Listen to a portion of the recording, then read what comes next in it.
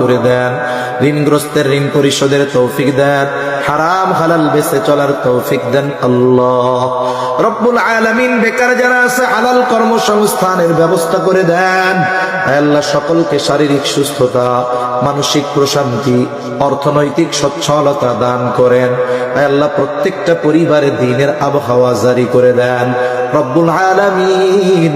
খাস করে আমরা যারা হাত উঁচু করেছি আল্লাহ, আমাদের মধ্যে হয়তো অনেকের মা নাই, অনেকের বাবা নাই। আয় আল্লাহ, মা বাবা কত বড় নেয়ামত, যার নাই সে বোঝে মা বাবা কত বড় নেয়ামত।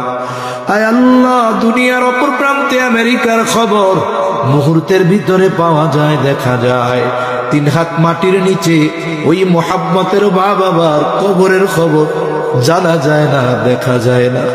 আয় আল্লাহ, গুনার কারণে যদি কারো মা বাবার কবরে আযাব হয়, এখানে উলামা